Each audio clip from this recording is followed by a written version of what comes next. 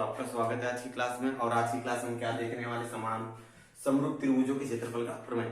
इसके पहले भी 2-3 प्रमेय हमने देखा हुआ है। अब आज हम लोग देखने वाले समरूप त्रिभुजों के क्षेत्रफल का प्रमेय। ये प्रमेय बहुत ज्यादा इंपॉर्टेंट है और पेपर में बहुत बार पूछा जा चुका है। ठीक है, तो एग्जाम के लिए बहुत ज्यादा इंपॉर्टेंट है और बहुत आसान भी है। खाली स्टेप्स आप लोग एकदम अच्छे समझ लीजिएगा।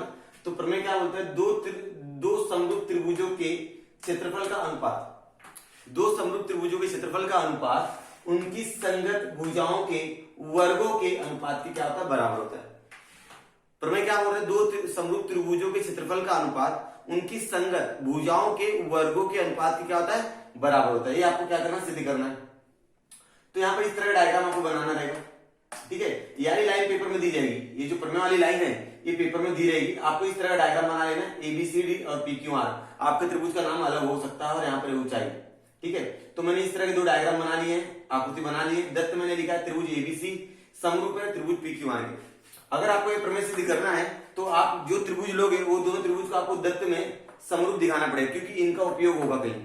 ठीक है, अब जबकि यहाँ पर AD लंब है BC पर और PS लंब है QR पर। ठीक है, लंब मतलब वहां पर 90 अंश का कोण बनेगा। लंब मतलब वहां पर 90 अंश का कोण बनता है। तो साथ ही क्या करना है, एरिया ट्रायंगल ABC बटे एरिया ट्रायंगल PQR बराबर AB का स्क्वायर बटे PQ का स्क्वायर बराबर BC का स्क्वायर बटे QR का स्क्वायर बराबर EC का स्क्वायर गुणे बटे PR का स्क्वायर। ये हमको क्या करना है, सिद्ध करना है। ठीक है, प्रमेय बहुत आसान है, खाली आप एकदम ध्यान से देखते जाइएगा, पूरा वीडियो देखना अंत तक, तो आपको पूरा समझ में आ जाएगा। चलिए अभी स्टार्ट कर लेते हैं हम लोग। क्या लिखना पड़ेगा, उत्पत्ति लिखना पड़ेगा। क्या लिखना पड़ेगा, उत्पत्ति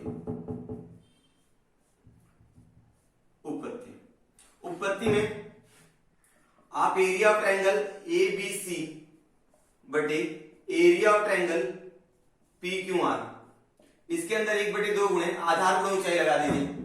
जो पहला फॉर्मूला था इस लेसन का, पहला फॉर्मूला 1/2 गुणे आधार गुणे ऊंचाई त्रिभुज क्षेत्रफल। तो आधार क्या हमारा BC है और ऊंचाई क्या हमारा AD। अब इसके अंदर भी लगा दीजिए 1/2 गुणे आधार क्या है PQR और ऊंचाई क्या है,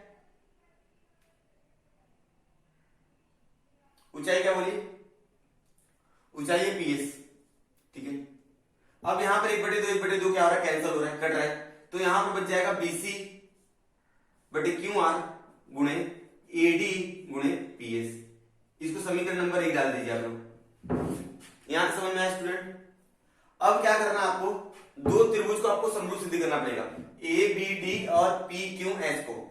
चलिए तो हम लोग बोले त्रिभुज ABD तथा दूसरा त्रिभुज कौन सा लेंगे आप, PQS। इस साइड का त्रिभुज ले रहे हो आप लोग, इस साइड वाला त्रिभुज PQS में ये दोनों त्रिभुज को आपको समरूप सिद्ध करना है। ध्यान से देखिएगा तब। तो ABD ये दत्त दिया हुआ है, ठीक है ना, कोण ABD सर्वांगसम रहेगा कोण PQS के, दत्त दिया गया है। ठीक है, और एक चीज और,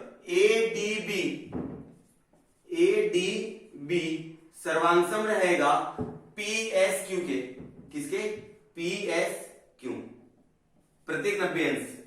दिख रहा है पर लंब गिरा हुआ है, प्रत्येक 90 अंश।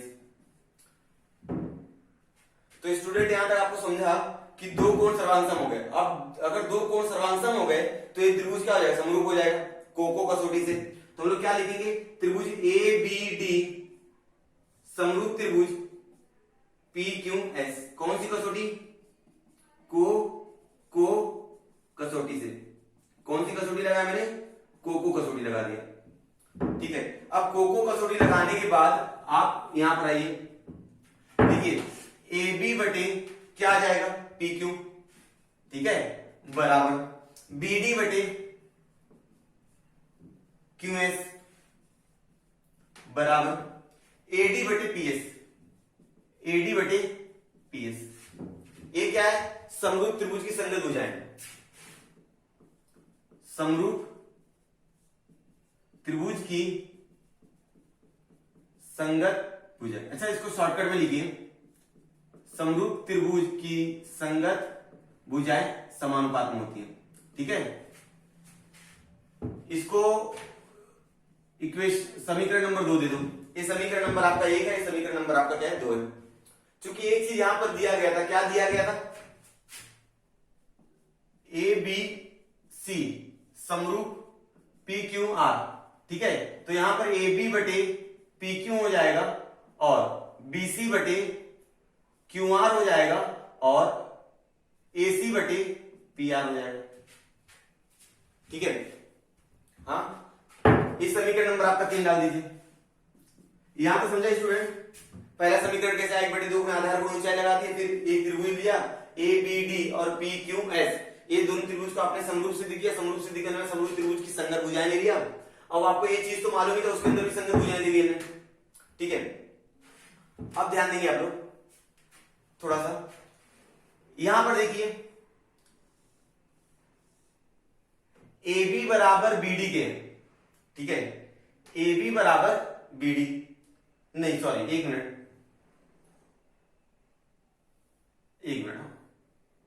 ध्यान देंगे।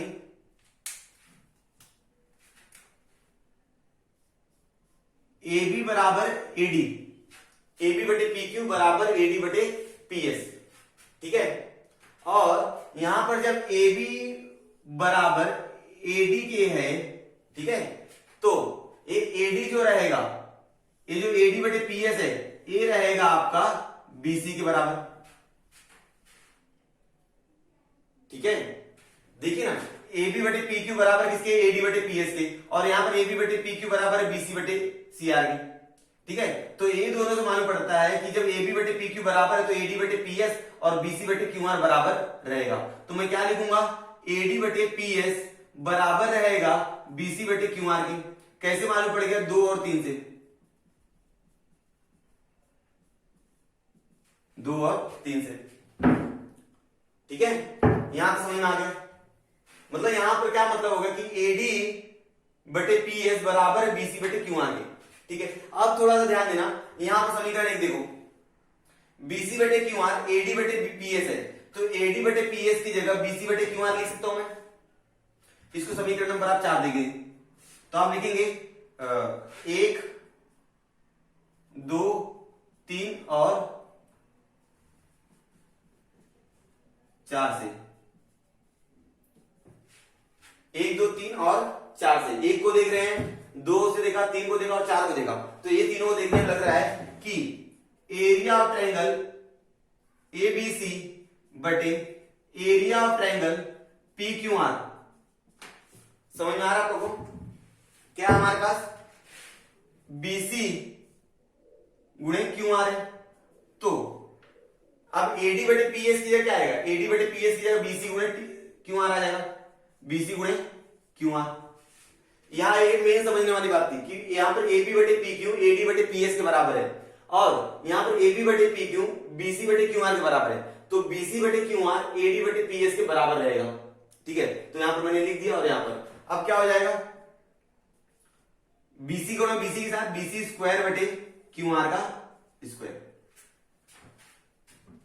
देख सकते हो आप लोग, एरिया ट्रायंगल एबीसी बटे area triangle P Q R बराबर बीसी का स्क्वायर बटे क्यू आर का स्क्वायर। जब एक भुजा का स्क्वायर हो सकता है तो अन्य सभी भुजाओं का स्क्वायर हो सकता है, तो हम लोग क्या लिखेंगे, इसी प्रकार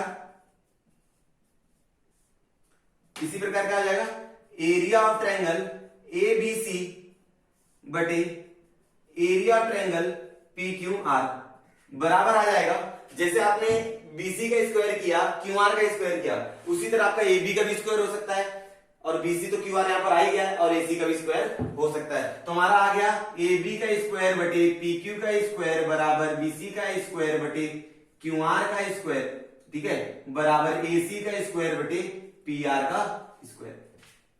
समझ में आया, कितना आसान था। तो ये हमारा क्या हो गया, 7 हो गया, क्या हो गया, 7। बहुत आसान था। क्या किया, सबसे पहले एक त्रिभुज ले लिया एबीसी और पी क्यू आर, उसके अंदर 1/2 में आधार को ऊंचाई लगा दी, 1/2 काट दिया, और ए बीसी बटे क्यू आर और एडी बटे पी एस लिख के रखा हुआ। मेन चीज यही है हमारी, जो आगे काम आने वाली है। फिर 2 त्रिभुज ले लिया ए बी डी और पी क्यू एस, ये दोनों त्रिभुज में हमने उसको समरूप सिद्ध कर दिया कोको कसौटी से, और उसकी भुजाएं ले ली। समरूप त्रिभुज की संगत भुजा ले लिया तो AB बटे PQ AD बटे PS के बराबर है, और जबकि एक चीज हमको और मालूम था ABC समरूप है PQR के, तो वहां से भी AB बटे PQ BC बटे QR, और यहाँ पर AB बटे PQ जो है, देखिए आप लोग AB बटे PQ जो है वह AD बटे PS के बराबर है, और यहाँ पर AB बटे PQ जो है वो BC बटे QR के बराबर है। तो मतलब जब ये दोनों बराबर हो सकता है तो ये दोनों भी क्या हो गए, बराबर हो गए। तो मैंने क्या लिखा, AD बटे PS बराबर रहेगा BC बटे QR के, ठीक है। अब ये तो मैंने लिख दिया, इसको समीकरण नंबर में कितना दे दिया, 4 दे दिया। अब 1 2 3 4 समीकरण 1 2 3 4 को देखता हूं तो मैं AD बटे PS की जगह मैं BC बटे QR लिख सकता हूं। तो मैंने BC बटे QR लिख दिया। अब BC गुणा किया BC में, BC स्क्वायर होगा, QR का गुणा QR में किया, QR हो गया, QR स्क्वायर हो गया, ठीक है। जैसे मैं ये इस भुजा के साथ कर सकता हूं, ठीक उसी प्रकार मैं AB के साथ और AC के साथ भी कर सकता हूं।